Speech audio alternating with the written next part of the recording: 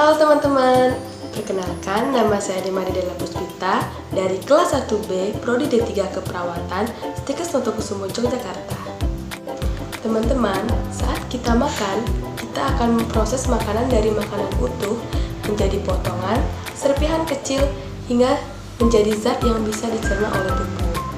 Nah, dari rangkaian proses pengolahan makanan tadi akan membentuk sistem yang disebut dengan sistem pencernaan. Jadi, di video kali ini kita akan membahas tentang sistem pencernaan pada manusia. Nah, sebelum lanjut, apa sih itu sistem pencernaan? Yuk kita bahas.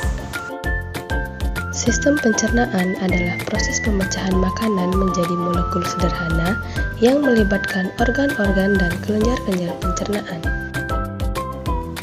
Proses pencernaan makanan pada manusia dibedakan menjadi dua, yaitu pencernaan mekanis dan pencernaan kimiawi. Pencernaan mekanis yaitu pengubahan makanan dari bentuk kasar menjadi halus dengan bantuan gerakan alat-alat pencernaan yaitu gigi dan lambung.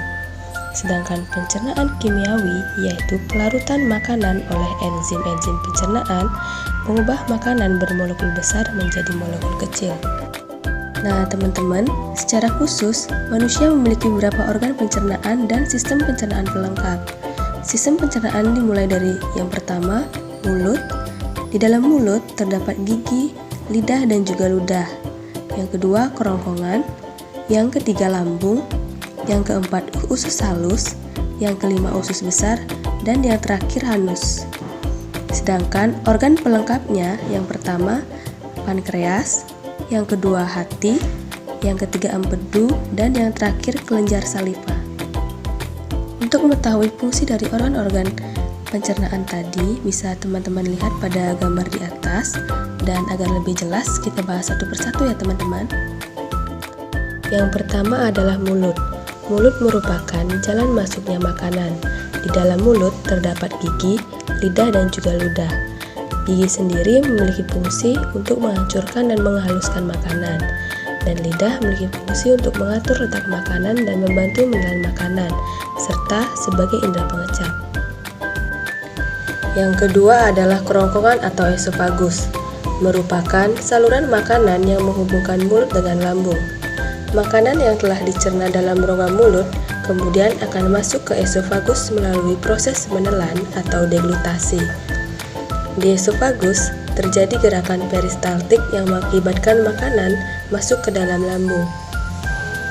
Yang ketiga adalah lambung atau ventriculus, merupakan kantung makanan pada saluran pencernaan yang terletak di sebelah kiri rongga perut. Lambung sendiri memiliki fungsi sebagai gudang makanan atau tempat menghancurkan dan menghaluskan makanan. Lambung terbagi menjadi 3 bagian, yaitu fundus, bodi, dan atrum. Pada bagian atrum terdapat sphincter pilorik yang bertugas untuk membatasi makanan masuk dari lambung ke usus halus. Yang keempat adalah usus halus, merupakan bagian dari sistem pencernaan yang berpangkal pada pilorus dan berakhir pada caceum. Usus halus sendiri memiliki diameter 2,5 meter dan panjang 3 cm. Usus halus terbagi menjadi 3 segmen, yaitu yang pertama duodenum atau usus 12 jari, yang kedua jejunum atau usus kosong, dan yang ketiga ileum atau usus penyerapan. Yang kelima adalah usus besar, memiliki panjang 2,5 cm dan dengan diameter 5-6 meter. Usus besar terbagi menjadi 4 regio, yaitu yang pertama cecum, yang kedua kolon, yang ketiga rektum, dan yang keempat kanal anal. Cecum merupakan kantong kecil dengan panjang 6 cm untuk membatasi usus besar dan usus halus. Kolon merupakan saluran panjang yang terdiri dari 3 bagian, yaitu ascending, transversum descending, dan sigmoid. Rektum merupakan akhir dari saluran pencernaan yang memiliki panjang 20 cm dan merupakan tempat penyimpanan feses sementara.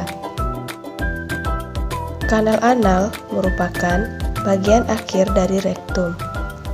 Yang keenam adalah anus, merupakan tempat keluarnya feses. Pembukaan dan penutupan anus diatur oleh otot sphincter.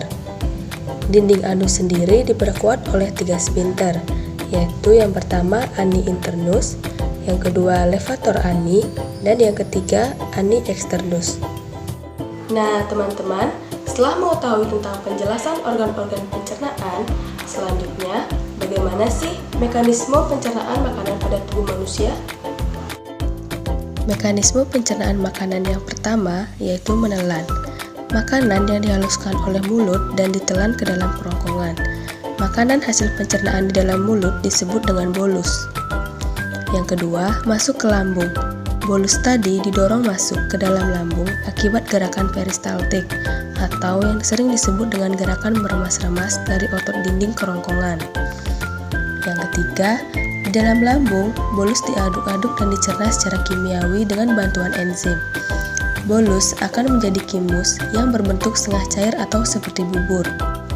Yang keempat, masuk nih ke usus halus. Kimus kemudian masuk ke usus halus.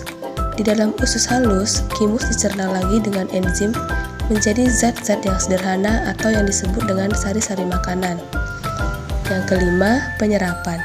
Di dalam usus halus juga, tepatnya di usus penyerapan, sari-sari makanan akan diserap dan masuk ke pembuluh darah untuk dialirkan ke seluruh tubuh.